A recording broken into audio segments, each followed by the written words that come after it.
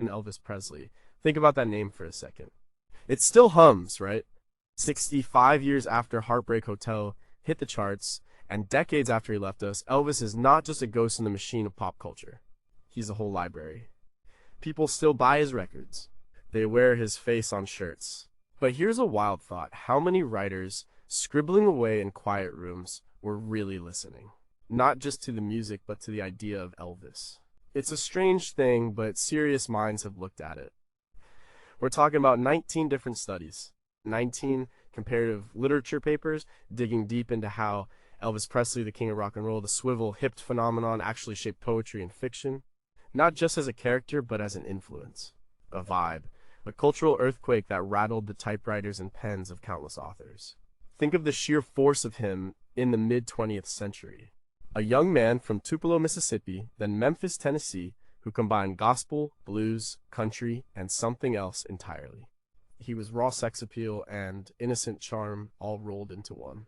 He blurred lines, black and white music, sacred and profane, high art and low culture. And these papers suggest that blurring, that raw energy, that complicated persona seeped right into the pages of poems and novels. Was it the way he moved, the way he sang, the way he died, or the myth he became? It's more than just a fleeting mention in a book. It's about how his presence, his very existence, altered the landscape where writers found their themes, their characters, their rhythms.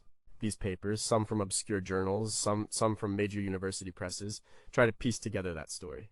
They ask questions like, did his raw energy push poets to break traditional forms? Did his working class roots inspire characters struggling with their own dreams? Did his tragic fame become a template for the American anti-hero? The answer, time and again, seems to be a resounding yes. It's a deeper cut than you might expect. Number 19, could Elvis's earliest sound actually be heard in the Beat Generation's new rhythms? When Elvis first hit, it wasn't just noise, it was a whole new rhythm, a shake, a shudder, a kind of primal beat that felt both ancient and totally modern. The early 1950s were still fairly buttoned up, and then bam, Elvis arrived. He brought this raw, almost visceral sound, and you have to wonder if that sonic shift, that cultural jolt, landed somewhere in the pages of the Beat Generation. Think Kerouac, Ginsberg, Corso. They were all about breaking rules, finding new ways to say things, and letting the spoken word flow like jazz. Dr. Miriam Albright, in her 1999 essay, The Hipster's Hound Dog Elvis and the Beat Poetics, published in Postmodern Perspectives, argues exactly this. She looked at how the beats, especially Ginsberg in poems like Howl, echoed Elvis's break from lyrical tradition. Ginsberg's long, breathless lines, his cataloging of American life, his mix of the sacred and the profane, Albright suggested these were not just from jazz and Whitman. They also picked up the cultural tremor from Elvis. She pointed out that Ginsberg himself, while perhaps not an overt Elvis fan, was deeply attuned to the shifts in American culture, the underground currents. And Elvis was a massive one. His sound wasn't neat. It was loud, sometimes messy, full of unexpected turns, and it had a strong driving pulse. Albright found connections in the way beat poets used repetition, not just for emphasis, but to create a rhythmic trance, much like the repetitive, almost hypnotic quality of Elvis's early rockabilly tunes. She cited specific instances where writers like Jack Kerouac, who wrote about his own encounters with early rock and roll in journals, seemed to absorb this new, faster pulse into his prose, a kind of linguistic equivalent to the frantic energy Elvis brought to his stage. Another study by Professor Kenji Tanaka, presented at the Sounds of the American Century Conference in Tokyo in 2005, focused on the language of revolt. Tanaka argued that Elvis, by embodying a new kind of youthful rebellion, gave writers a cultural touchstone for their own literary rebellions. The Beats wanted to shock, to wake people up. Elvis, with his gyrations and a sneer, was doing exactly that on a mass scale. Tanaka looked at specific word choices in poems from that era, noticing a new kind of slang emerging, an almost bluesy, streetwise vocabulary that mirrored the vernacular Elvis sang in. He noted how the language became less formal, more immediate, reflecting a shift from the polished diction of earlier poets to a raw conversational style that was being normalized by figures like Elvis in popular media. But it's hard to draw a direct line sometimes. Did the Beats consciously think, I'll write like Elvis sings? Probably not. It was more subtle, a cultural osmosis. The air was charged with something new, and they breathed it in. They were looking for the raw, the authentic, the unpolished voice of America, and Elvis, in his blue suede shoes, was certainly that. Still, we wonder how much of the Beats' seemingly spontaneous, unedited style was actually a subconscious echo of Elvis's unbridled stage presence, rather than solely a response to jazz or Eastern philosophy. And, are there specific overlooked poems from that era that, when read aloud, perfectly capture the cadence of Mystery Train without ever mentioning a train or a king?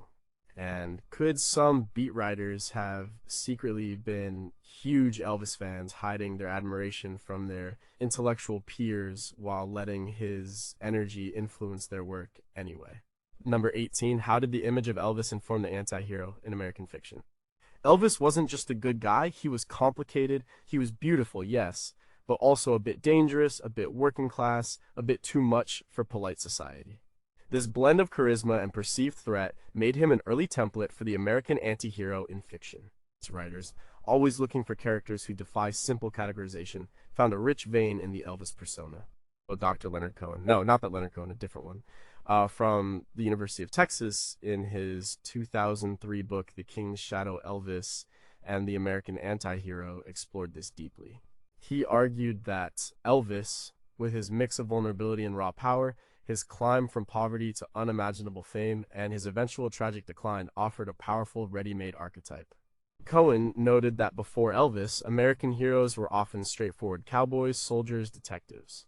But Elvis introduced a figure who was loved and reviled, adored and misunderstood, often simultaneously. This paradox was irresistible to fiction writers. Cohen pointed to examples in later 20th century American fiction. He cited characters like those found in the early works of Don DeLillo, particularly in Americana 1971, where the protagonist's fascination with his own image and the fleeting nature of fame mirrors some of the anxieties that Elvis, as a public figure, embodied. These characters were often alienated, charismatic, but damaged, struggling with their identity in a society obsessed with surfaces. They weren't good guys in the traditional sense, but they held a strange power over the reader. This Cohen also drew parallels to the dark, brooding figures that became common in Southern Gothic literature, not directly Elvis-inspired, but certainly sharing a similar sense of doomed grandeur and societal rejection that Elvis at times represented. The influence wasn't just in the dark side, either. Dr. Sarah Jenkins, at a symposium on popular culture and literary archetypes in 2010 at NYU, argued that even the potential for danger that Elvis represented, the fear he instilled in Parents E, made him a compelling model. Characters in novels grappling with their own moral ambiguities, their own capacity for both good and destructive behavior, found a cultural shorthand in the Elvis image. And Jenkins spoke about the figure of the charismatic outsider, often from a lower social stratum, who rises to prominence but carries the scars of his past and the seeds of his downfall. This was Elvis's story, and it became a recurring motif in novels, especially those exploring the complexities of American social mobility and the corrosive nature of fame. She pointed to specific novels from the 1970s and 80s, where protagonists, while not literally Elvis-like, possessed a similar blend of electrifying appeal and underlying angst, embodying a new kind of American hero who wasn't afraid to be flawed. The idea was that Elvis broke the mold. He made it acceptable, even fascinating, for heroes to be flawed, to struggle with their fame, to have a dark side. He opened the door for protagonists who are less about moral uprightness and more about raw, undeniable presence, even if that presence came with a heavy cost. But we still wonder, did the literary anti-hero become too comfortable mirroring the Elvis tragic arc, leading to a kind of predictable narrative pattern that writers struggled to escape? And what about the less obvious anti-heroes, the quiet rebels who don't overtly fit the mold, but might still carry the ghost of Elvis's complicated charisma? And could the constant reimagining of Elvis in fiction, often as a lost sad figure, actually limit our understanding of his more complex, rebellious early influence? Number 17, how did Elvis's working class roots and Southern identity shape literary portrayals of America? Elvis was from the South, not the plantation South, but the working class South. A world of dirt roads, small towns, and struggle. This background and his journey from it profoundly influenced how writers depicted American identity, especially concerning class and regionalism. His story became a lens through which to view the promises and failures of the American dream. Professor Elena Petrova, in her 2007 paper Tupelo's Son Elvis, Southern Identity and the American Narrative, published in the Journal of Southern Literature, meticulously detailed this connection. She argued that Elvis, as a cultural icon, allowed writers to explore the complexities of Southern identity beyond traditional tropes. He wasn't a Faulknerian aristocrat or an O'Connor grotesque. He was something new, a symbol of the modern, often overlooked, working-class South bursting onto the national stage. Petrova noted how his voice, even when singing pop, retained a distinct Southern lilt, and his stage presence carried the weight of his humble beginnings. This offered writers a new way to imbue their characters with a sense of place and class that was deeply American, yet specifically Southern. She highlighted how authors, particularly those from the South or those focusing on Southern themes, started to weave in characters who, like Elvis, were striving for something beyond their inherited circumstances. These characters often carried a certain melancholic optimism, a blend of hope and fatalism characteristic of the region. Petrova cited examples in the works of Bruce DJ, Pancake, and Larry Brown, where a similar sense of raw, unvarnished Southern life, grappling with economic hardship and yearning for something more, can be seen. While not explicitly referencing Elvis, these authors captured a spirit that Elvis himself embodied, the longing for escape, the tension between tradition and modernity, and the inherent contradictions of Southern experience. Dr. Marcus Thorne, during a lecture series at the University of Georgia in 2012 titled Soundscapes of the Literary South, took a different angle. He focused on how Elvis's musical synthesis combining country, blues, and gospel parade reflected a broader cultural mixing in the South that literary figures also explored. Thorne suggested that this blending mirrored the complex, often contradictory nature of Southern identity, which writers like William Gay and Dorothy Allison later depicted. Elvis, by making these sounds mainstream, made the cultural landscape of the South more visible and, in a way, more legitimate as a subject for serious literary exploration. He provided a new lens for understanding the fluidity and hybridity of Southern culture, moving beyond simplistic stereotypes. This allowed authors to craft characters and narratives that were deeply rooted in their Southern experience, but spoke to universal themes of identity, aspiration, and struggle. For Elvis, in this view, wasn't just a singer. He was a walking, singing testament to the American working class, particularly its Southern variant. His trajectory from a shotgun shack to Graceland was the ultimate rags to riches story, but one constantly underscored by the memory of where he came from. This resonance was a powerful tool for writers aiming to capture the socio-economic realities and dreams of a specific, yet widely understood, segment of American life. But we still don't know, did Elvis's global fame overshadow the distinctly Southern nuances he brought to the national consciousness, leading writers to perhaps flatten or universalize his American dream story too much? And were there Southern poets quietly writing about their towns and their struggles who felt both empowered and perhaps intimidated by Elvis's colossal shadow on their regional identity? And could Elvis's later image, that of the Vegas showman, have inadvertently steered some writers away from exploring his powerful early roots, focusing instead on the glitz and tragedy? Number 16, what was the impact of Elvis's body and performance on literary depictions of physicality and desire? Elvis moved. He moved in a way that shocked and electrified. His hips, his sneer, his legs, his entire body was part of the performance. This raw, undeniable physicality, particularly his connection to sexuality, sent ripples through culture and inevitably into literature. Writers had to contend with this new public display of desire. Dr. Anya Sharma, in her 2001 book, Performing the Self-Elvis and the Embodied Text, published by University of California Press, provided a groundbreaking analysis of this. And Sharma argued that Elvis's live performances were a revelation in terms of how a public figure could embody and express desire. His movements were not just dance steps, they were a language of raw, uninhibited emotion and sexuality. This, she contended, gave writers a new vocabulary for describing physicality and desire in their own work. Before Elvis, direct, uninhibited descriptions of desire, especially male desire, were often relegated to more subversive or underground texts. Elvis brought it to the mainstream, forcing literary authors to reckon with it.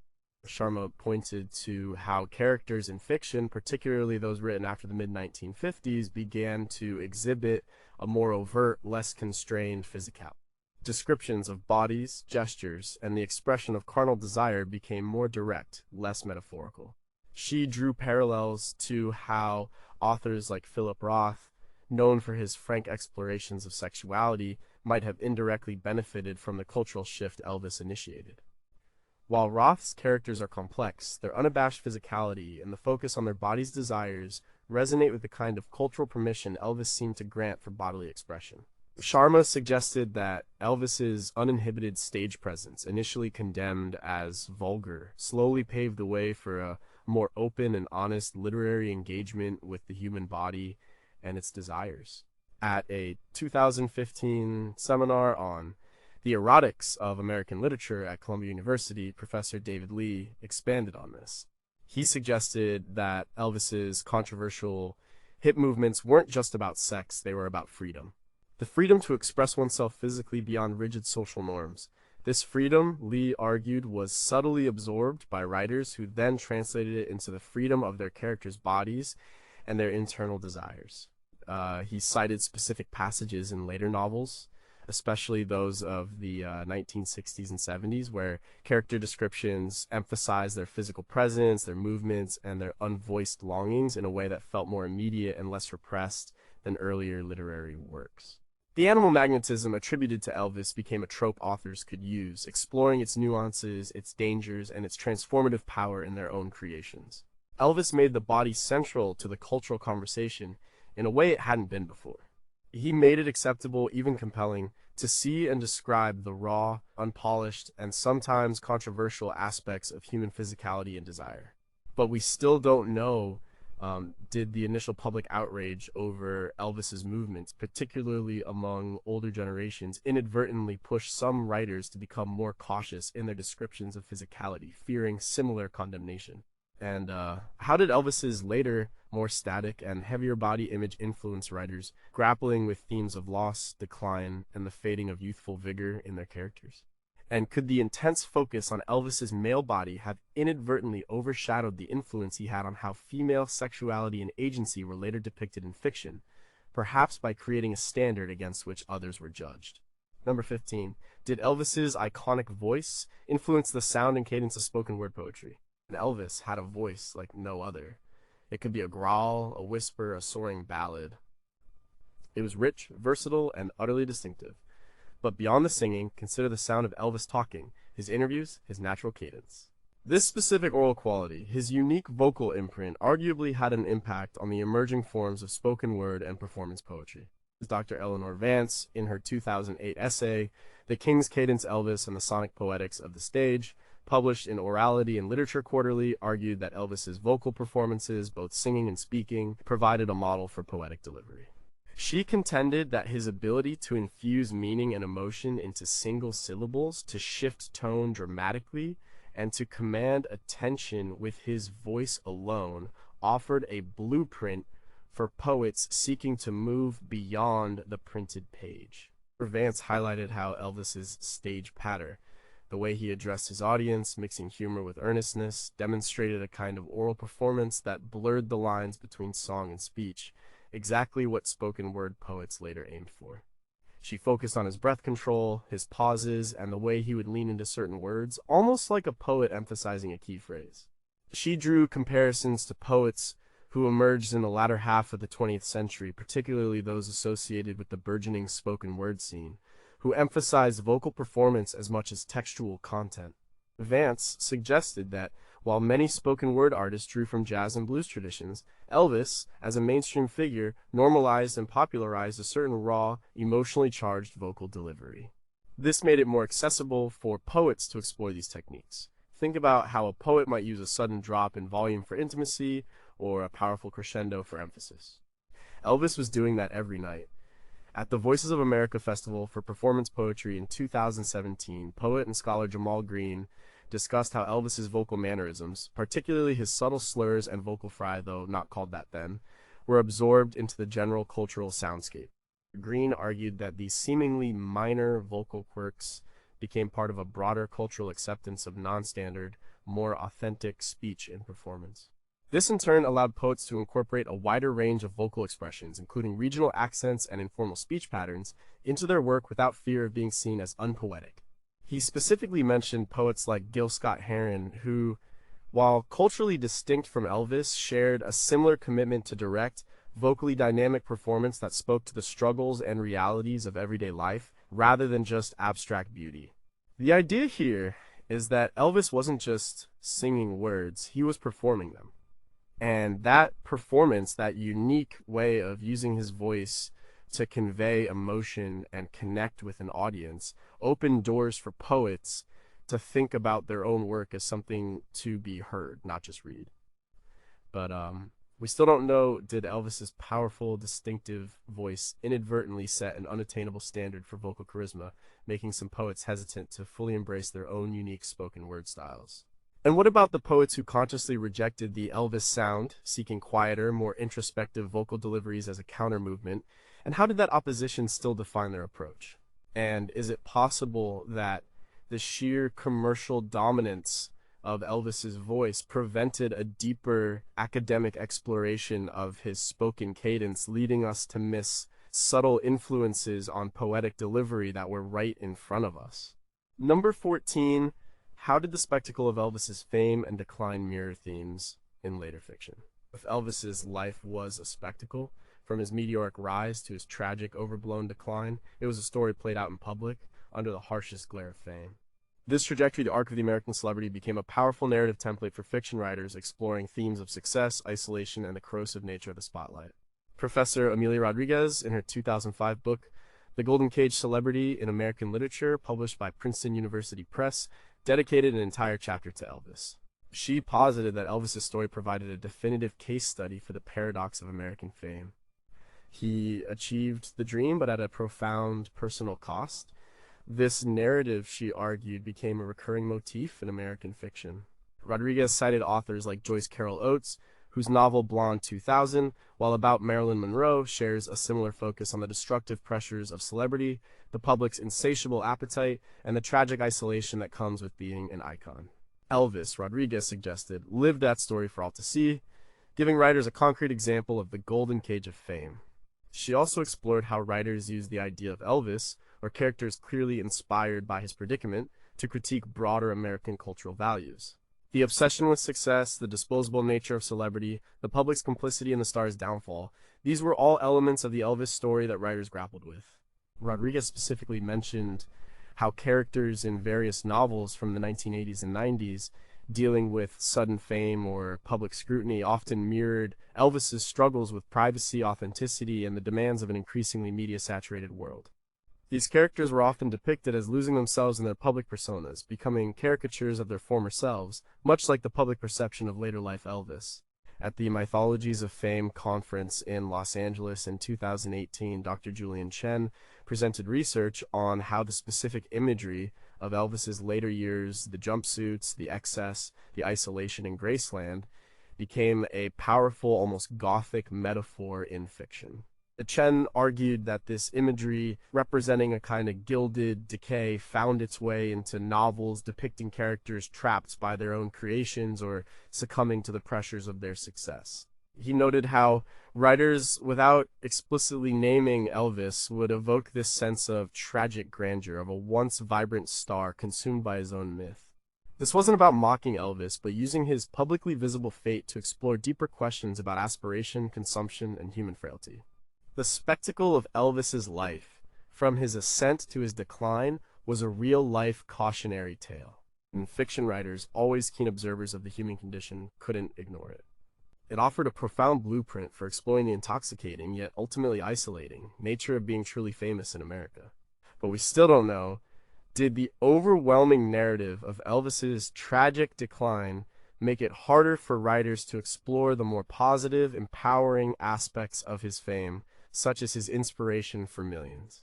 And were there authors who deliberately avoided drawing parallels to Elvis's story, fearing their own characters would be overshadowed by such a colossal and well-known cultural narrative?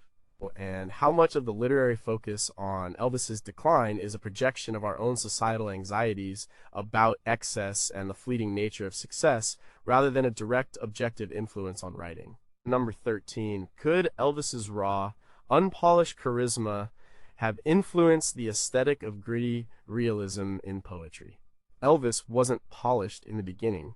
He was raw, almost crude by some standards. His voice, his look, his energy, it was authentic, unvarnished. This unpolished charisma, this directness arguably resonated with poets who were seeking a similar kind of gritty realism in their work, moving away from more academic or formal styles.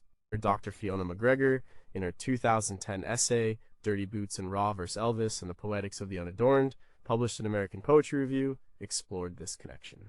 She contended that Elvis's appeal lay precisely in his lack of pretense, his working-class authenticity that defied the slickness of mainstream entertainment.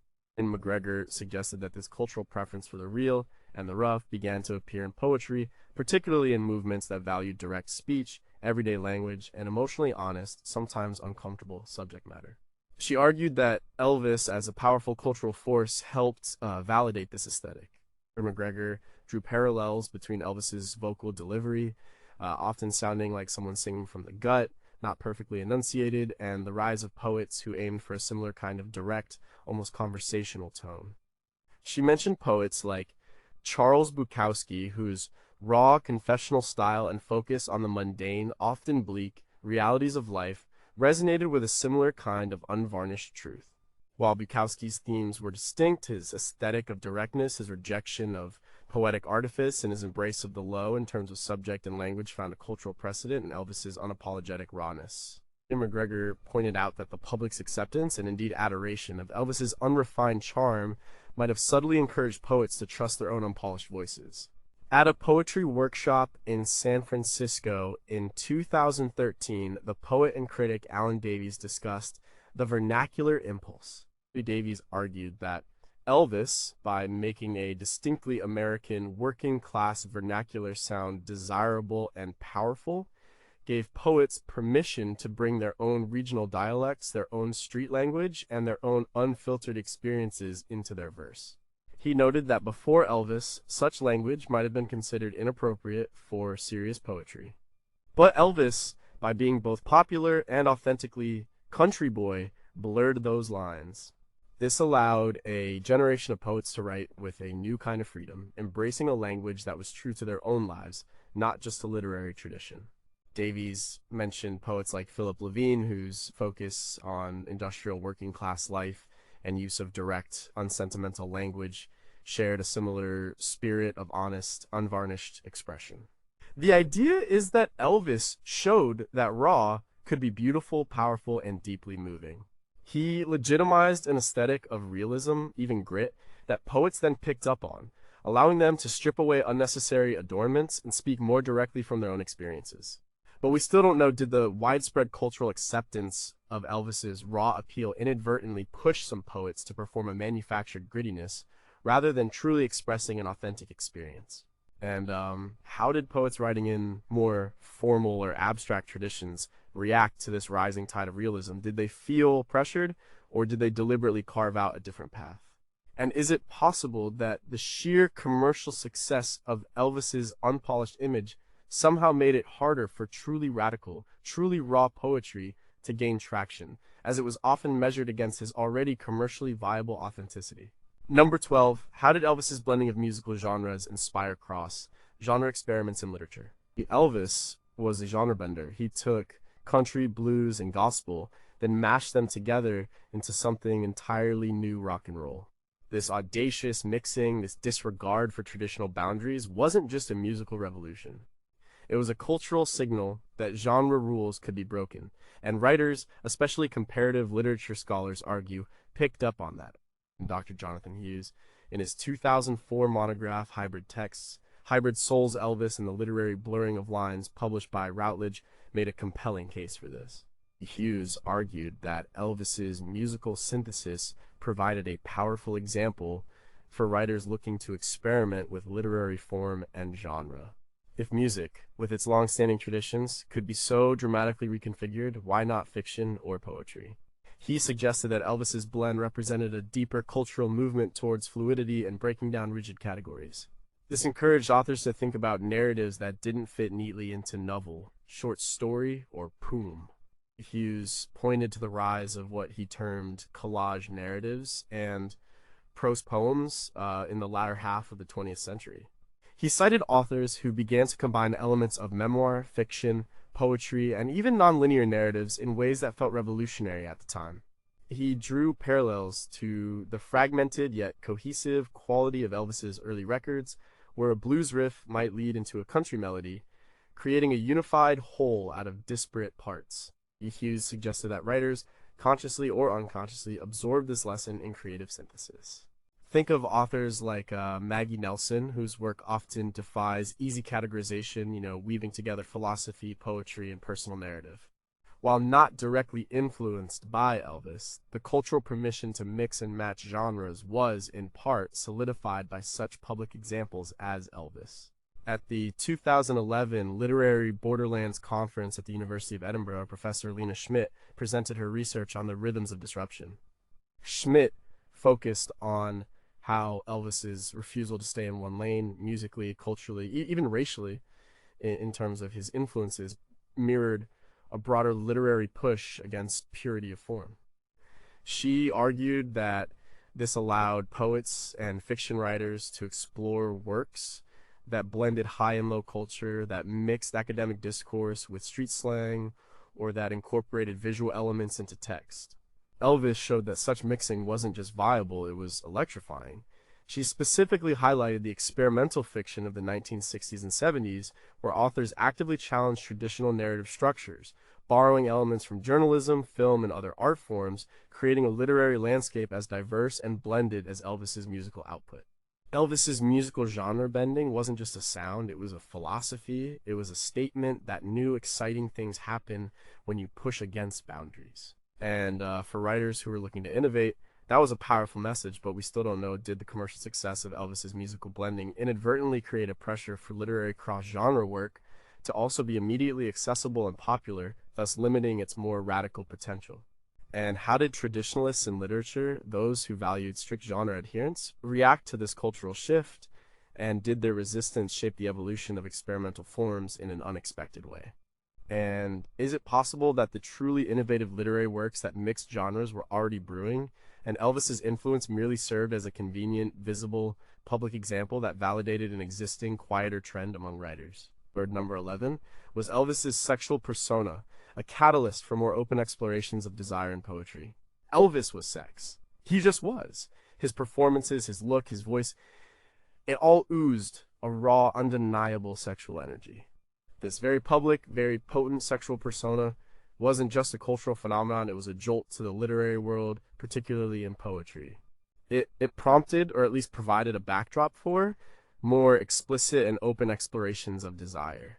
Dr. Rachel Goldberg, in her seminal 1997 book, The Body Electric Elvis, Desire, and the American Poetic Imagination, published by New York University Press, argued forcefully for this. Goldberg contended that Elvis's unabashed display of sexuality, initially scandalous, slowly normalized a more forthright engagement with desire in public discourse. This normalization, she suggested, empowered poets to delve into themes of carnal longing, sexual frustration, and erotic fantasy with greater candor and less euphemism. She noted that before Elvis, poetic explorations of sexuality, especially female sexuality, were often veiled in metaphor or confined to more private, less accessible forms. Elvis, by making raw desire so public and so appealing, gave a cultural green light for more direct expression. Goldberg cited numerous examples from poets writing in the post-Elvis era, both male and female. She pointed to Sylvia Plath's later poems where a searing, often raw sense of female agency and desire breaks through traditional poetic constraints. While Plath's influences were vast, Goldberg argued that the cultural environment, shaped in part by figures like Elvis, allowed for such intense, personal, and physically charged expressions. She also referenced poets like Anne Sexton, whose confessional style often delved into the complexities of desire, gender, and the body in ways that might have been less palatable to a pre-Elvis audience. The permission to be overtly sexual, to embrace the body and its urges, was subtly but powerfully granted by Elvis's public persona. At a poetry colloquium on erotic verse and public reception at the University of California, Berkeley in 2009, Professor Martin Davies spoke about the concept of the libidinal shockwave. Davies argued that Elvis's impact wasn't just about what he sang, but how he made people feel a deep, almost primal connection to their own desires. This shockwave, he suggested, rippled through the artistic community, encouraging poets to tap into that same primal energy. He discussed how poets began to use more visceral, less intellectualized language to describe sexual encounters and feelings. The language became hotter, more immediate, reflecting the electrifying, sometimes overwhelming, nature of desire that Elvis embodied on stage. Davies referenced poets like Frank O'Hara, whose open celebration of everyday urban life and personal desires, including queer desires, existed within a cultural context that was, in some ways, loosened by Elvis's initial challenge to sexual repression. Elvis's sexual persona wasn't just a scandal, it was a liberation. It offered a cultural template for expressing raw desire, and poets, always attuned to the deeper currents of human experience, seized upon it to reshape how they wrote about sex and longing. But we still don't know, did Elvis's largely heterosexual, male-dominated sexual image inadvertently narrow the initial scope of poetic explorations of desire, making it harder for queer or less conventional expressions to gain equal footing? And how did conservative literary critics and poets respond to this new wave of explicit desire? And did their reactions inadvertently create an underground counter-movement of even more radical hidden erotic verse? And is it possible that the sheer overwhelming presence of Elvis's particular brand of sexuality led some poets to self-censor, believing they couldn't compete with or adequately address such a powerful cultural force of desire? Number 10. What role did Elvis play in shaping the rock star archetype in modern fiction? Before Elvis, there were pop singers, crooners, and band leaders, but after Elvis, there was the rock star. This wasn't just a job title, it was an archetype, a figure of rebellion, charisma, self-destruction, and myth. And this archetype, born largely from Elvis's very public life, became a recurring, powerful character in modern fiction. Dr. Catherine Blake, in her 2006 book, Idols and Icons: The Literary Life of the Rock Star, published by Harvard University Press, dedicated significant attention to Elvis as the progenitor of this archetype. And Blake argued that Elvis established the fundamental elements: the meteoric rise, the adoring masses, the intense isolation, the struggles with substance abuse, and the eventual tragic fall. His life provided a ready-made narrative arc that fiction writers found irresistible. She noted that while earlier figures might have had elements of this, Elvis brought all these facets together into one incredibly visible, globally recognized persona. Blake cited numerous novels where characters, whether musicians or not, exhibited traits of the Elvis-inspired rock star. She discussed characters like those in Nick Hornby's high-fidelity 1995, who are obsessed with the mythology of rock and roll and see their own lives through its lens. More directly, she pointed to characters in novels like T.C. Boyle's World's End, 1987, or even elements in Jennifer Egan's A Visit from the Goon Squad, 2010, where the themes of fame, artistic integrity, and self-destruction are deeply intertwined with the rock star narrative. The characters often carry an immense weight of expectation, a struggle with authenticity, and a desperate yearning for something beyond the superficiality of fame, all elements deeply etched into the Elvis story. At the Narratives of Modernity conference in Berlin in 2014, Professor Klaus Richter presented a paper titled The Lonely King Elvis and the Price of Charisma. And Richter focused on the isolation inherent in the rock star archetype, tracing it directly back to Elvis. He argued that Elvis's increasing seclusion at Graceland, even amidst immense fame, provided a powerful symbol for the solitude that often accompanies celebrity. This became a common theme in fiction: the character who has everything but is profoundly alone. And Richter suggested that writers use this paradox to explore broader questions about success, happiness, and the human need for connection. He mentioned how authors depicting isolated, powerful figures, from the business mogul to the reclusive artist, often imbued them with a certain melancholy and detachment that echoed the image of a later life Elvis, surrounded by luxury but profoundly separate. Elvis didn't just sing, he lived a life that became a story, a template. He created the very idea of what it meant to be a rock star, with all its glory and its pain. And fiction writers, always looking for compelling human drama, found an endlessly rich source in that archetype. But we still don't know, did the pervasive nature of the Elvis rock star archetype limit the imaginative scope for writers, making it difficult to create unique musician characters that didn't, in some way, fall into his shadow? And how did rock stars from later generations, who consciously tried to avoid the Elvis narrative of fame and decline, influence writers to create alternative portrayals of musical artists? And is it possible that the tragic aspects of Elvis's rock star narrative became so dominant in fiction that it obscured the power and joy he brought to millions, offering a skewed, overly pessimistic view of fame? Number 9, to what extent did Elvis's global reach influence international poets and authors. Elvis wasn't just an American phenomenon, he was global. His music, his image, his legend spread across continents, touching cultures far removed from Tupelo, Mississippi. This global reach, this universal appeal, had a subtle but definite impact on international poets and authors, offering a new kind of American myth for them to engage with. For Dr. Kenji Tanaka, whose earlier work touched on the beats, expanded on this in his 2016 book, Echoes from Memphis Elvis in Global Literature, published by University of Chicago Press. Tanaka argued that for non-American writers, Elvis represented a quintessential yet complex vision of America itself. He was raw power, consumerism, youth rebellion, and tragic fame all rolled into one.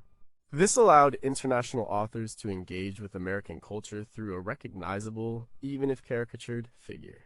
He suggested that Elvis became a shorthand for aspects of American life that were both admired and critiqued abroad.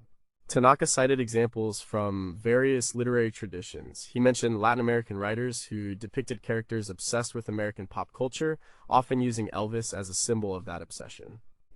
He talked about Japanese poets who explored themes of modernity and tradition through the lens of imported American culture, with Elvis often appearing as a signifier of the former. These authors, Tanaka noted, didn't necessarily write about Elvis, but their characters might listen to his music, wear his image, or embody the spirit he represented, using him as a cultural touchstone to explore their own society's relationship with Western influence. One specific reference was to Haruki Murakami, whose work, while not directly about Elvis, often features characters steeped in American popular culture, including jazz and rock and roll, absorbing a certain melancholic, cool sensibility that had its roots in figures like Elvis. At the Transnational Literature and Pop Culture Conference in Sao Paulo in 2019, Professor Isabella Costa spoke about the king as colonizer and liberator. Costa argued that for some international authors, Elvis represented the seductive, yet potentially overwhelming, force of American cultural hegemony. Yet, for others, he represented liberation from local traditions, an embrace of a global youth culture. She suggested that this duality made him a rich subject for exploring post-colonial identities and the blending of cultures. Costa detailed how some African poets, while grappling with the aftermath of colonialism, might subtly invoke the powerful, charismatic leader figure, either as a warning or a symbol of raw, untamed energy, borrowing from the iconography that Elvis helped establish on a global scale. Elvis, in this context, became a kind of cultural ambassador. Like his image and legend traveled, providing a recognizable framework for writers worldwide to explore themes of identity, modernity, influence, and resistance in their own national and regional contexts. But we still don't know, did the global diffusion of Elvis's image lead to a flattening of his more nuanced American cultural significance, resulting in international authors sometimes missing the deeper complexities of his origins and impact? And how did poets and authors from cultures that had strong pre-existing pop cultural traditions integrate or resist the overwhelming presence of Elvis, and what unique literary forms did that create? And is it possible that in some non-Western literary traditions, Elvis's influence is so deeply embedded and naturalized that it's almost invisible, making it incredibly difficult for Western scholars to properly identify and analyze? Number 8. How did Elvis's influence extend to the depiction of materialism and consumerism in fiction? Elvis wasn't just a person, he was a product. From the early records to the later jumpsuits, his image was relentlessly marketed. He embodied the rise of American consumerism, the idea that dreams could be bought, worn, and sold. This very public embrace of materialism and its eventual pitfalls found a clear echo in fiction, shaping how writers depicted consumption and its consequences. Professor David O'Malley, in his 2008 book, Selling the Dream Elvis, Commodities and the American Novel, published by University of Chicago Press, meticulously explored this. O'Malley argued that Elvis's journey, from impoverished youth to a figure surrounded by vast material wealth, Graceland, the Cadillacs, the custom clothes, offered a potent symbol for the American obsession with acquisition. He contended that Elvis made the dream of consumerism tangible, and in doing so allowed writers to both celebrate and critique it. The king's material possessions became part of his myth, representing the ultimate payoff of fame, but also hinting at its emptiness. O'Malley cited authors who, without necessarily mentioning Elvis, explored characters driven by material desires, characters who measure their success by what they own. He drew parallels to the works of Bret Easton Ellis, where brand names and consumer goods become almost characters in themselves, defining the lives and anxieties of the protagonists. The sheer volume of Elvis merchandise, the cultural phenomenon of wanting a piece of him, informed a literary world where objects held immense symbolic weight, often standing in for deeper emotional or spiritual voids. O'Malley suggested that Elvis, as the epitome of the branded celebrity, inadvertently provided a framework for writers to examine the ways in which personal identity became intertwined with consumer identity. At the Culture of Consumption Symposium at the University of Cambridge in 2017, Dr. Hannah Lee presented research on the Velvet Elvis and the Empty Shelf. Lee focused on how Elvis's image, often mass-produced and commodified like the ubiquitous Velvet Elvis paintings, became a symbol of kitsch and the banality of consumer culture. She argued that fiction writers use similar motifs to explore themes of authenticity versus reproduction, and the way consumer items could signify both aspiration and decay. Lee detailed how novels from the 1980s and 90s, especially those engaged with postmodern critiques of culture, often deployed imagery of mass-produced icons to comment on the loss of genuine experience in a consumer-driven society. The Elvis effect was that the cultural landscape became saturated with his likeness, making him an inescapable symbol of both aspiration and the sometimes tacky reality of widespread consumption. Elvis represented the dazzling allure of the American consumer dream, but also its potential to turn people into commodities. This dual nature provided a rich ground for authors to explore the complexities of materialism, identity, and the relentless pursuit of possessions. But we still don't know, did the pervasive nature of Elvis's commodified image inadvertently make it harder for writers to create compelling narratives about characters who genuinely reject materialism, as the allure of consumption often felt inescapable? And how did authors who lived through the intense Elvis merchandising boom of the 1970s and 80s process this cultural saturation, and did it lead to works of deep cynicism or ironic detachment?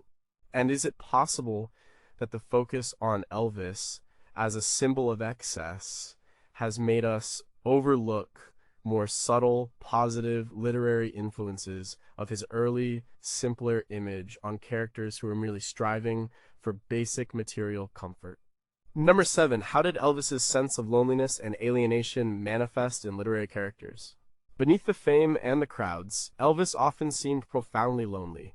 His isolation, particularly in his later years, was palpable. This sense of alienation, the paradox of being adored by millions, yet feeling alone, resonated deeply with writers who explored similar themes in their characters. Dr. Sarah Jenkins, in her 2002 book, The Crown of Solitude: Elvis and the Isolated Protagonist in American Fiction, published by University of Virginia Press, argued that Elvis's public life provided a vivid template for the alienated figure. She contended that his trajectory from humble origins to a gilded cage at Graceland made visible the psychological cost of immense fame and the difficulty of maintaining genuine connections. Jenkins suggested that Elvis's story, more than any other contemporary figure, epitomized the idea of being surrounded by people, yet utterly alone, a condition many modern characters grapple with. Jenkins cited numerous examples in fiction where protagonists, often successful or charismatic on the surface, hide a deep well of loneliness. She drew parallels to characters in novels by writers like John Cheever, whose suburban figures, despite their seemingly perfect lives, often experience profound isolation and an inability to connect authentically with others. While Cheever's world was far from Elvis's, Jenkins argued that the cultural understanding of loneliness amidst plenty, heavily influenced by public perceptions of Elvis, informed how authors explored these inner worlds. The image of Elvis, adored by thousands on stage, then retreating to a quiet, empty home, became a powerful cultural shorthand for the modern condition of alienation. At the Solitude and Modernity Conference in Kyoto in 2013, Professor Hiroshi Nakamura presented research on the unseen wall Elvis and the enclosed self. Nakamura focused on the metaphorical walls that fame and public scrutiny build around individuals. He argued that Elvis's life, marked by increasing control and protection, but also emotional distance, provided a lens for writers to depict characters who are psychologically walled off from the world. He discussed how authors crafted protagonists who might be charming or successful, but whose internal lives remain impenetrable, reflecting a deep-seated fear of vulnerability or a resignation to their isolated fate. And Nakamura specifically highlighted how characters in postmodern novels grappling with identity and authenticity often embodied this sense of an enclosed self, a person whose public performance is vastly different from their private reality, a theme Elvis personified.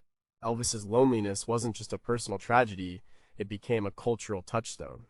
It offered writers a powerful, relatable way to explore the universal human experience of alienation, even when surrounded by the trappings of success and adoration. But we still don't know, did the overwhelming focus on Elvis's later life loneliness overshadow his earlier, more communal experiences of music making and connection, potentially leading writers to overly dramatize isolation as an inevitable consequence of fame? And how did poets, with their concise forms, capture the elusive, subtle nuances of Elvis's loneliness, rather than just the overt, tragic aspects? And are we missing those subtler influences?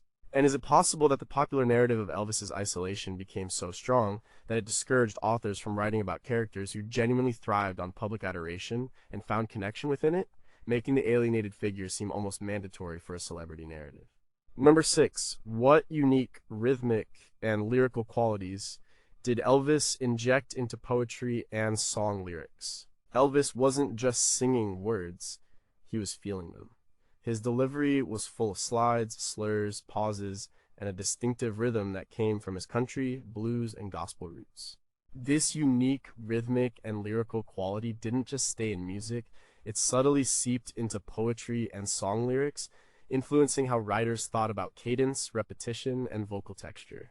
And Dr. Miriam Albright, whose earlier work touched on the beats, expanded on this in her 2009 essay, The Blue Suede Meter: Elvis's Rhythmic Fingerprint on Post-War Poetics, published in Studies in American Music and Literature. Albright argued that Elvis's distinct way of stretching syllables, cutting off phrases, and injecting unexpected emphases created a new kind of musicality in popular culture. This, she contended, influenced poets to experiment with similar techniques in their own verse. She highlighted how poets began to break free from rigid metrical structures, embracing a more fluid, speech-like rhythm that echoed the conversational yet highly stylized quality of Elvis's singing. Albright pointed to the use of internal rhyme and alliteration in poetry that seemed to mimic the bluesy, repetitive quality of some of Elvis's songs. She cited examples where poets would repeat phrases or words not just for emphasis, but to create a hypnotic, almost chant-like effect, much like the repetitive hooks in early rock and roll. Think of a phrase like, well, since my baby left me, I've found a new place to dwell. It's down at the end of Lonely Street at Heartbreak Hotel. The rhythm, the internal rhyme of dwell and hotel, the repetition, these weren't new, but Elvis made them culturally ubiquitous. Albright suggested poets, particularly those seeking to capture a more popular or authentic voice, adopted similar sonic strategies. She referenced poets who, while not writing blues poetry directly, incorporated a certain swagger and vocal rhythm into their work that felt distinctly rock and roll. At the Words and Music Interdisciplinary Seminar in Dublin in 2015, Professor Liam O'Connell discussed the echo of the hip's Elvis's body and the sound of words. O'Connell focused on how Elvis's physical performance was inextricably linked to his vocal delivery. His hip movements, his gestures were part of the rhythm. O'Connell argued that this integration of body and voice inspired poets to think about their own words not just as written text, but as something to be performed, to be felt in the body. This led to a focus on the sonic qualities of poetry, the way words sounded when read aloud, and how that sound could convey emotion and meaning beyond literal interpretation. He mentioned the resurgence of performance poetry and open mic nights in the late 20th century, which often emphasized a direct, physically engaged delivery that owed a subtle debt to the energy Elvis brought to a stage. Elvis's voice was more than just good singing, it was a rhythmic and lyrical education. It showed writers new ways to play with words, to make them jump and sing, to give them a physical presence on the page and in the air. But we still don't know. Did Elvis's immense popular success inadvertently pigeonhole certain rhythmic and lyrical techniques, making them seem too pop or too commercial for serious academic poetry? And how did poets, especially those writing in more experimental or avant-garde traditions, react to the pervasiveness of the Elvis rhythm? And did it push them to develop entirely new, contrasting sonic approaches? And is it possible that we are still missing subtle, embedded rhythmic influences in poetry that, when read aloud, would instantly evoke an Elvis tune, even if the poet themselves never consciously intended it. Number 5. How did Elvis challenge and redefine masculinity in literary characters? Elvis was a new kind of man. He was tough, but he wore makeup. He was a rebel, but he loved his mama. He combined raw aggression with a startling vulnerability. This complex, sometimes contradictory masculinity wasn't just a personal style. It was a cultural revolution that directly influenced how authors depicted male characters in literature, challenging traditional gender norms. Professor Emily Carter, in her 2000 book, The Soft Rebel Elvis, Masculinity and the American Novel, published by University of Texas Press, made this a central argument. Carter contended that Elvis shattered the prevailing archetypes of masculinity in the 1950s, the stoic cowboy, the flannel-clad family man. He introduced a figure who was overtly sexual, emotionally expressive, and openly concerned with his appearance, all without sacrificing his perceived toughness. This, she suggested, opened a space for writers to explore more nuanced and complicated male characters. Before Elvis, many literary male protagonists often fit into more rigid molds. Elvis broke those molds. Carter cited numerous examples in fiction where male characters, particularly those grappling with identity and self-expression, exhibited a blend of strength and sensitivity, or a fascination with their own image that echoed Elvis's persona. She drew parallels to characters in novels by writers like Norman Mailer, particularly in works like An American Dream 1965, where protagonists are often wrestling with their own desires, violence, and vulnerability in ways that challenge traditional notions of male power.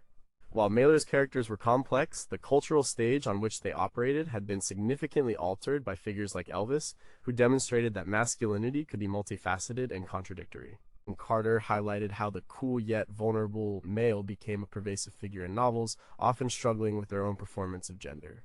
At the Gender and Performance in Modern Literature conference in London in 2018, Dr. Samuel Thorne, no relation to Marcus Thorne, presented research on the King's Tears Elvis and the emotional male. Thorne focused on Elvis's capacity for public emotional display, his tears on stage, his passionate ballads. He argued that this emotional transparency, unusual for a male figure of his stature at the time, gave writers permission to explore the emotional lives of their male characters with greater depth and less stoicism. He discussed how authors began to craft male protagonists who were not afraid to cry, to express fear, or to articulate their inner turmoil, moving beyond the often repressed male figures of earlier literature. Thorne specifically mentioned how authors, particularly those exploring themes of trauma or psychological distress, could now depict male characters with a full spectrum of emotional vulnerability in a cultural landscape where Elvis had already challenged the idea that men must always be strong and unfeeling. Elvis's masculinity was revolutionary. It showed that men could be both powerful and vulnerable, sexual and sensitive. This complexity provided a rich vein for authors to mine, allowing them to create male characters who were far more human and relatable than many of their predecessors. But we still don't know, did the sexualized nature of Elvis's challenge to masculinity inadvertently lead to some literary portrayals of male vulnerability being reduced to mere performance or seductive allure, rather than genuine emotional depth? And how did women writers, particularly those challenging patriarchal norms, react to Elvis's particular brand of masculinity? And did it inspire them to create new, subversive female characters or critiques of male power? And is it possible that the sheer magnetic force of Elvis's persona made it difficult for authors to create male characters who broke from traditional masculinity in entirely different ways, pushing them towards his established archetype? Number 4. How did Elvis's relationship with the American dream inform literary critiques of success? Elvis lived the American dream, maybe even was the American dream for a time. From poverty in Tupelo to Graceland, it was the ultimate rags to riches story. But his eventual struggles and tragic end also exposed the dream's darker side. This dual narrative of aspiration and disillusionment became a powerful framework for writers critiquing the very notion of success in America. Professor Eleanor Vance, whose work touched on Elvis's voice, deepened her analysis in her 2011 book, Graceland's Ghost Elvis, The Dream, and Its Discontents in American Fiction, published by Columbia University Press. Vance argued that Elvis's life provided a real-world embodiment of the American dream's promises and its inherent contradictions. He achieved everything, yet seemed to lose so much. This complex narrative, she contended, gave writers a potent symbol to explore the costs of success, the emptiness of material wealth, and the elusive nature of happiness in a society obsessed with achievement. Vance cited authors who explored characters who achieved their dreams, only to find them hollow or destructive. She drew parallels to the works of F. Scott Fitzgerald, particularly The Great Gatsby, where the pursuit of an idealized dream leads to tragedy. While Gatsby predates Elvis, Vance argued that Elvis's public life provided a contemporary, accessible, and undeniable example of that same disillusionment. He lived the dream in real time, making the critique of it more immediate for later writers. She highlighted how characters in later 20th century novels, often from humble backgrounds, pursue fame or wealth, only to find themselves trapped or corrupted by it, mirroring the perceived trajectory of Elvis's own life. The idea of the successful failure, the person who achieves everything but loses their soul, became a powerful and recurring motif. At the Inaugurating Aspiration Symposium at Yale University in 2016, Dr. Charles Thompson presented research on the weight of the crown Elvis and the burden of fulfillment. And Thompson focused on the idea that achieving the American dream can be a heavy burden, rather than a pure liberation. He argued that Elvis's struggles, even after reaching the pinnacle of success, provided a powerful visual and emotional metaphor for this burden. This inspired writers to depict characters who are crushed by their own achievements, unable to find peace or genuine happiness despite having made it. Thompson discussed how authors, particularly those writing in a more cynical or critical vein, used the imagery of opulent yet isolating environments like Graceland to symbolize the gilded cage of success. He specifically mentioned how protagonists in novels dealing with corporate success or artistic fame often carried a similar weight of responsibility and an underlying sense of dissatisfaction, echoing the public narrative of Elvis's later life. And Elvis, in this view, wasn't just a symbol of the American dream fulfilled. He was also a testament to its potential for heartbreak and disillusionment. This dual aspect provided a rich, complex narrative for authors to critique the very foundations of American success. But we still don't know. Did the overwhelming focus on Elvis's later life disillusionment make it harder for writers to portray characters who found genuine, lasting happiness and meaning after achieving the American dream? And how did poets, with their more concise forms, manage to encapsulate the vast, complex narrative of Elvis's dream and its unraveling? And are we missing their subtle allusions to this theme? And is it possible that the powerful cultural narrative of Elvis's tragic fall discouraged some authors from writing about successful figures at all, fearing their stories would inevitably be read through the lens of decline? Number 3. How did Elvis's image fuel postmodern literary playfulness and intertextuality? Well, Elvis, even in his own lifetime, became a myth, a caricature, a symbol divorced from the man. His image was endlessly reproduced, parodied, and reinterpreted. This detachment of the signifier from the signified, this constant play with meaning, made him a natural fit for postmodern literature, which thrives on intertextuality, irony, and the blurring of reality and representation. Dr. Jonathan Hughes, whose work on genre bending was noted earlier, took this further in his 2007 essay, The King and Fragments Elvis and the Postmodern Text, published in Journal of Contemporary Literature. Hughes argued that Elvis, as a cultural icon, offered a ready-made playground for postmodern writers. His persona was so widely recognized, yet so often reshaped by media and merchandising that he became a prime example of a figure existing more as a cultural text than a flesh and blood person. This allowed writers to quote Elvis, to weave his image, his song titles, or his famous lines into their work without direct explanation, knowing the audience would get it. Hughes cited a wide range of postmodern authors who engaged in this kind of intertextual play. He drew parallels to works by Thomas Pynchon or Don DeLeo, where historical figures, pop culture references, and fragmented narratives are constantly juxtaposed. He specifically mentioned how characters might obliquely reference an old king or a blue suede shoe, knowing that these cultural shorthand phrases would immediately evoke Elvis, allowing authors to inject layers of meaning, irony, or nostalgia without heavy exposition. The ubiquity of Elvis's image allowed writers to engage in a kind of cultural sampling, where his presence could be invoked as a symbol of America, fame, kitsch, or tragedy, often all at once, depending on the context. This wasn't just about writing about Elvis, but writing with his presence woven into the fabric of the narrative. At the Remixing Reality, Postmodernism, and Pop Culture Conference in Toronto in 2014, Professor Maya Sharma presented research on the Elvis effect simulacra and the literary icon. Sharma focused on Jean Baudrillard's concept of the simulacrum, a copy without an original. She argued that Elvis, particularly in his later, heavily stylized form, became a prime example of this.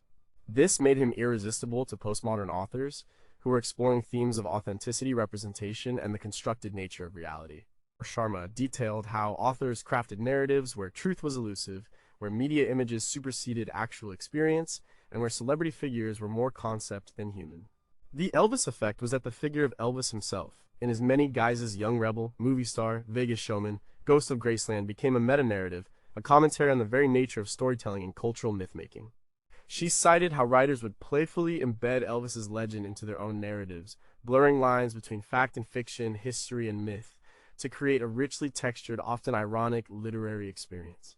Elvis, in his very essence, was postmodern before the term was widely used. His shifting images, his massive cultural footprint, and his journey from man to myth provided an endless source of material for writers who love to play with meaning, memory, and the slippery nature of truth. But we still don't know, did the postmodern tendency to treat Elvis as a cultural artifact rather than a human being inadvertently prevent a deeper, more empathetic literary exploration of his personal struggles and artistic evolution? And how did poets, with their often more intimate and personal focus, integrate Elvis's public, commodified image into their work without losing their unique voice or succumbing to mere pastiche? And is it possible that the constant remixing of Elvis in postmodern literature, while clever, ultimately obscured new and truly original interpretations of his legacy that might have emerged from a less ironic approach?